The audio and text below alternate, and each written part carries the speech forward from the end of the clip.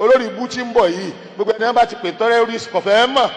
ní ọmọ karama torí kìí ṣe ti alọ́ba wa owó lọ́ba wa dúkìá lọ́ba wa àti hatred kíni o Islam àwa gangan lẹni tí ń ṣe kíni tí wọ́n ń pa ìlú mùsùlùmí náà ni mùsùlùmí ti dìde lólùfẹ́ lu sẹ̀ríà mùsùlùmí ni wọ́n ń pa ẹ wá ní Christian ni wọ́n ń pa Nàìjíríà wọ́n ti ń pa Christian jù wọ́n fẹ́ wá bíi ni o wọ́n fẹ́ wá create tí wọ́n pè ní American military base kí wọ́n lè tójú bọ ọrọ̀ wa ẹsẹ̀ sí lọ́rọ̀ kan fún yín tí yóò fi lé pé wọn ò ní wá yóò lé kí wọ́n tó máa wà ó ní pé wọ́n ti bàánú owó láàrin ọdún méjì lórí pé a pa Hamas a pa Gaza rẹ́ a close fáìlì Palestine wọ́n ti ná owó tí ò yẹ kí wọ́n ná orúkọ wọn sì ti bàjẹ́ orúkọ wọn ò ṣeé tajà mọ́ owó òṣìṣì lọ́wọ́ wọn tó bẹ́ẹ̀ mọ́ kò sọ orílẹ̀-èdè kan lágbàáyé tó jẹ gbèsè tó Amẹ́ríkà àmọ́ ibi tó wó wà torí wọn ò ti pé ibi owó wà torí wọn ò ti pé ọ̀nà kan táwọn sì lè gbà wọ bẹ̀ ó ní káwọn ò ṣe àṣepé sí àwọn táwọn bá bọ̀ kí ni sí ọ̀hún gbogbo kọ́ńtù ìjọba ti sọ pé wọ́n ń pààyàn báyìí àwọn ni wọ́n máa fẹ́ wá kí ni tí wọ́n Boko Haram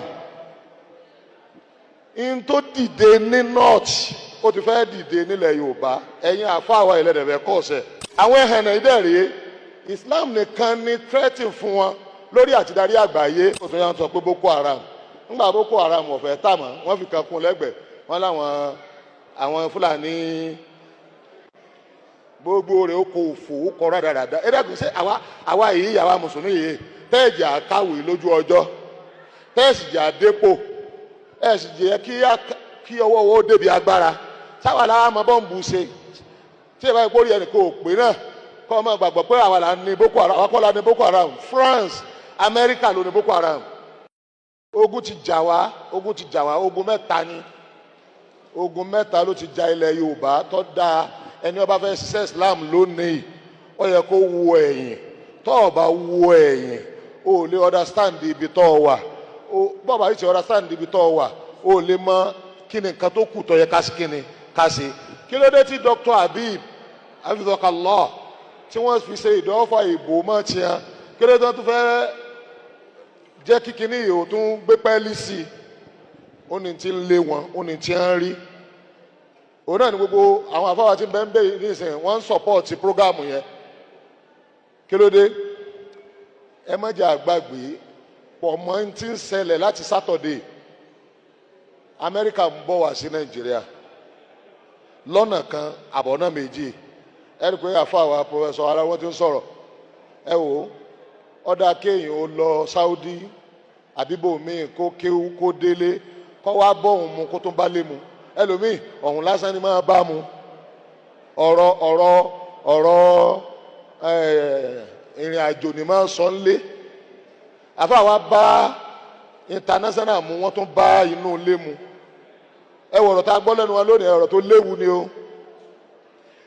in tó mú kí Haúsá kọ̀ọ̀kan àdánwò conspiracy oríṣiríṣi tí international máa kojú ẹ̀ ẹ̀yin yóò bó tí kó o ṣùgbọ́n àsìkò tẹ́ kò lóde yìí 2000 báyà bíi 9 yẹn kò tí ì dé rárá táwa fi travel lọ sílẹ̀ Haúsá mo dẹ̀ lọ pín lẹ́tà fáwọn ulama mo ní ẹ máa retí àwọn àjọ ẹ̀sìn tí wọ́n máa pa àwọn ẹlẹ́sìn ẹ máa retí terrorism ó sì dá kí gbogbo ẹ̀yin àfa kẹ̀tì múra lẹ̀ mẹ́sẹ̀gì méjì náà mo bá lọ ìkànnù ìkejì ẹ jọ̀ọ́ o ẹ wá ràn wá lọ ní wẹ́ẹ̀sì bí o torí pé tí Yorùbá mùsùlùmí ọ̀bá fara mọ́ Haúsá mùsùlùmí kálẹ̀ pọ̀ kápẹ́ lórílẹ̀‐èdè Nàìjíríà yìí ni gẹ́gẹ́ bí àjẹ́ndà ti ń bẹ́lẹ̀ àtẹnu kapásítì tá a ní ìyọ́ jẹ wá kọjá nọ́ọ̀sì Yorùbá mùsùlùmí lẹ Yorùbá ẹ lè bá agbára tó kún alẹ́rú ń bì ẹ lè bá fi politically ẹ lè bá fi economically ẹ lè bá fi lábàlá education ẹ lè bá fi torí gbogbo rẹ̀ ní ọwọ́ agbára wà wọ́n dẹ̀ ti ṣe wá pa láti gbà téèbò tó kó wa lẹ́rú ti wá bì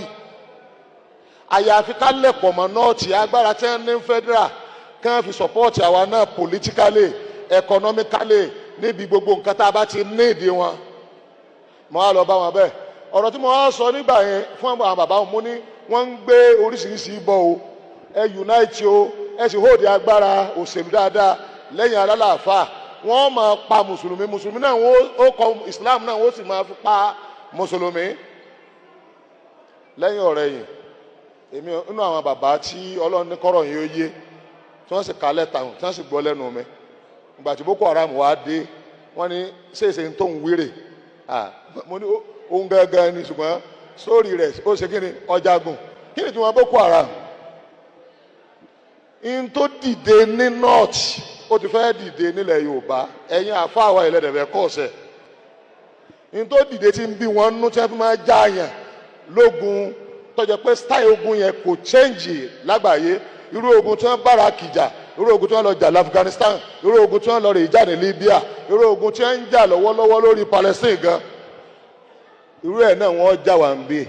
Ó ní kí mùsùlùmí padà sí ìpìlẹ̀ rẹ̀. Haúsá pé a kàn bọ̀ sí democracy lásán, ẹ̀dẹ̀ ń declare sẹ̀ríà. Ẹ wá dúró state tó sáré lo sẹ̀ríà.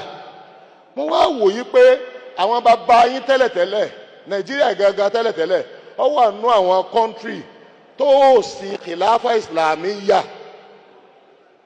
ìjọba ìsìlámù àgbáyé. Àwọn ẹ̀hànnà ìdẹ̀rẹ̀ Islam nìkan ni threatening fún wọn lórí àtidarí àgbáyé. Torí òun ní control Lárúbáwá 21 àbí 22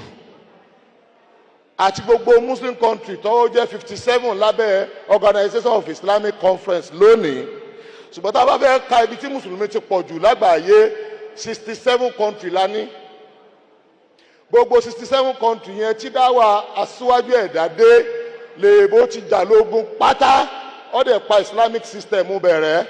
Ó wá kù Saudi Arabia nìkan tí ń halẹ̀ mọ́ bó ṣe rí nìyẹn. Àti Afghanistan tó ṣẹ̀ṣẹ̀ dá sẹ̀ríà tiẹ̀ padà láìpẹ́ yìí. Méjèèjì ló kù. Kò sí country kan tó jẹ́ Muslim country tó pa Islamic system rẹ̀. Wọ́n á gbé tiẹ̀ síbẹ̀ tí wọ́n lérò pé àní gbérí bí wọ́n ṣe ṣe Nàìjíríà nù. So ìwọ Nàìjíríà tí wọ́n ti wá lu sẹ̀ríà rẹ̀ pa, wọ́n ti lu Islamic system pa. Ẹ tún wá gbérí nígbà democracy dé, ẹni ẹ tún fẹ́ lo sẹ̀ríà, ọ̀dà oníbẹ̀rẹ̀ ṣe é ṣerú ẹ̀. Báwọn bá ní kíkiri yóò jà yín lógun ní north, kò lè win nìyẹn. Ṣùgbọ́n ó kọ́tà yìí jà yín lógun, ó náà ló kọ́tà fi jà Afghanistan lógun. Muslim world ti ń dìde lásìkò gba 9/11 yẹn. Bẹ̀tẹ̀ ọ̀rọ̀ 9/11 ó ní wọ́n fẹ́ bá wa jà. Muslim world ti sì ń dìde, kò níjà bá Amẹ́ríkà jà, kò níjà bá tí wọ́n pè ní New World Order jà. Àárírò àwa kan fẹ́ padà sídìí ẹ̀sìn wa lásán ni. A fẹ́ padà sídìí ẹ̀sìn wa. Wọ́n wá rí pé ká padà sídìí ẹ̀sìn wa, ó ní pọ́blẹ́mù àwọn ni wọ́n fi mú Al-Qaeda wá. Al-Qaeda gangan ó ń bẹ, àmọ́ irú Al-Qaeda tí ń bẹ lórí mídíà tí wọ́n fi ń kọlu gbogbo ìlú kò sí, àwọn ni wọ́n rọ́. Ìgbà tí wọ́n lóko Al-Qaeda láti máa fi ṣe àwáwí k'Amẹ́ríkà lọ fi kó lè bá lọ máa jà àwọn ìlú kan tí wọ́n rí pé kò wọ́ọ̀kì. Ẹ rí pé ìgbà tí wọ́n fẹ́ jà Iraq lógun, wọ́n kọ́ ní Iraq ó ń sponsor Al-Qaeda. Iraq tọjọ́ wípé àkídà rẹ̀ láyé kápá àwọn Al-Qaeda tá a mọ̀ ní wọn lè bára kìí ṣe láéláé. Bafiyun, Ilmaniyun, Qawmiyun.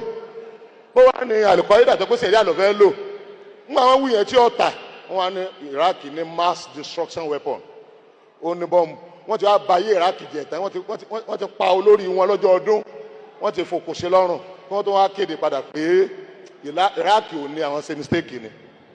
Ṣé ìṣẹ́ ń wí lónìí? Ó kọ́mìtì wọn lò lẹ́yìn ẹ̀ ní ICC, àwọn ọmọ ogun kan tí wọ́n tún dìde. Nígbà tó yà ń sọ pé Boko Haram. Nígbà Boko Haram ọ̀fẹ́ tà mọ́, wọ́n fi kan kún lẹ́gbẹ̀ẹ́. Wọ́n láwọn àwọn Fúlàní gbogbo rẹ̀ ó kò fò ó kọ́ rádaràda. Ẹ dàgbé ṣé àwa yìí àwa mùsùlùmí yìí tẹ́ẹ̀jì àkàwé lójú ọjọ́, tẹ́ẹ̀sì jà dépò, ẹ̀sì jẹ́ kí ọwọ́ owó débi agbára. Sáwà láwa mọ bọ́ǹbù ṣe. Tí ìbá ìkórè ẹnì kò pé náà, kọ́ ọmọ gbàgbọ́ pé àwa là ní Boko Haram, àwa kọ́ la ní Boko Haram. France, Amẹ́ríkà ló ní Boko Haram. Bẹ́ẹ̀ bá dẹ̀ gọ́gù rẹ̀ ẹ́ rí. Ṣé Boko Haram tí wọ́n ń he àmírù wọn, tí wọ́n arrest ẹ̀, tí SS ń arrest ẹ̀, tí ò lè dá Suratul Fatiha kà, nígbà wọ́n tú aṣọ ara rẹ̀, àgbélébù wọn bá lọ́rùn ẹ̀. Gbogbo àwọn ó kọ Boko Haram àti ìjà tí Boko Haram ń lò yìí, kí sẹ̀ríà tó dìde ní north táwọn rọ́bì Islam ó ti wá dìde padà o kó lè lé wọlé ni yùrídù fi onúrọ̀ lọ́hí bí afwahihim.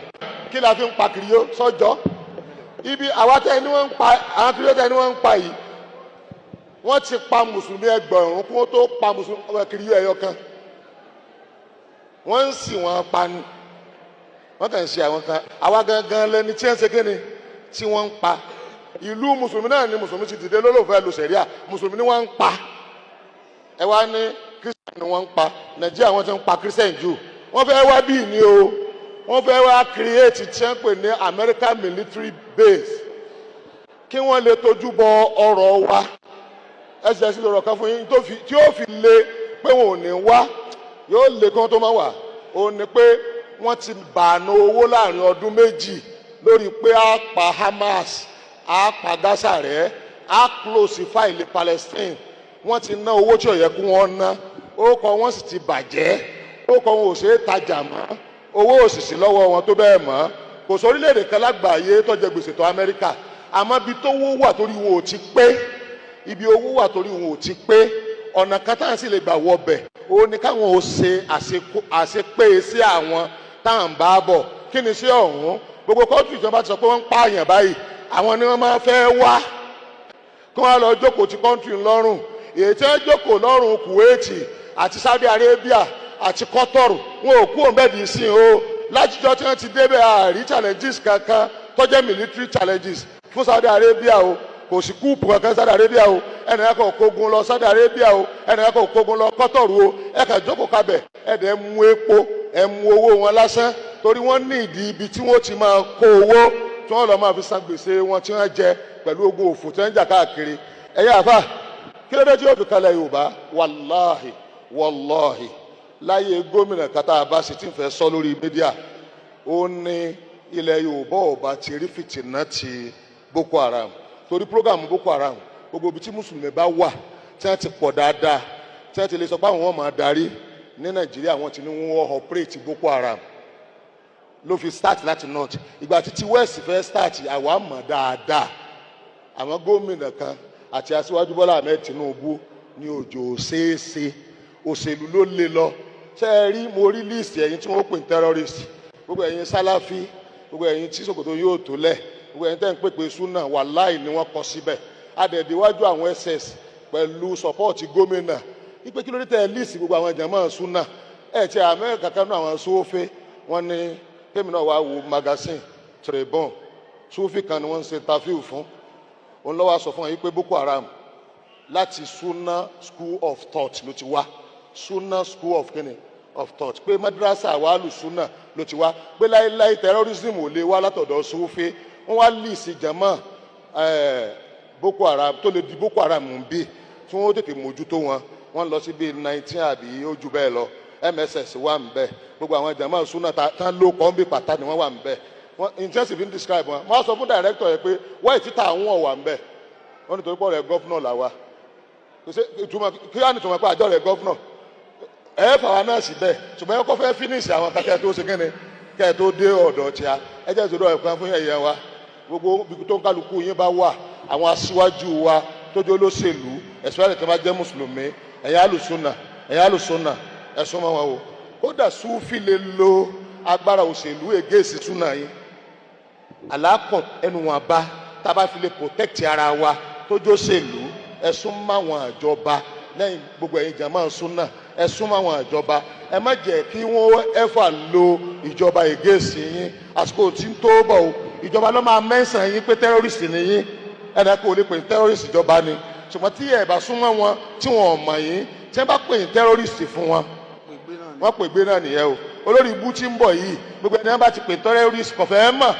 ní wọ́n máa karamá torí kìí ṣe ti alọ́báwá owó lọ́báwá dúkìá lọ́báwá àti hatred kí ni o Islam ṣẹwárí tí ń bí ọnú lọ́wọ́lọ́wọ́ báyìí ni pé ṣé Èkó ló yẹ ká ti máa rí irú Sheikh Habib kọ́ wá máa larú project yẹn mọ́lẹ̀ mọ iye ọmọ tí ó tún orí ẹ̀ ṣe kí ló dé tí àwọn kan pariwo mọ́ yẹn yẹn àlùsùnà lórí mídíà nítorí pé gbogbo nǹkan ń pè ní bídíà àwọn tí wọ́n ń ṣe ó ti fẹ́ useless especially tó ọmọ bá kàwé lásán gan ọmọ tí ìka kéwú yọ ọgbà súnà pàdé ní school ọwọ́ èèyàn àfáì náà dẹ̀ ni ṣe é rí tí wàhálà ń bá dé àwọn wèrè kan bẹ àjọ ń kírun ni o wọ́n lè mẹ́sàn-án wàhálù súnà báà náà wà nù kíni wàhálà tíntín nínú politics ẹ̀sẹ̀ ẹ̀ kàn má sì jẹkújẹ ẹbẹ̀ ni ẹ̀sùn mọ́ wọn níwọ̀nba ọlọ́run wà pẹ̀lú subhana rabbika rabbil izzati amma yasifun wa salamun alhamdulillah.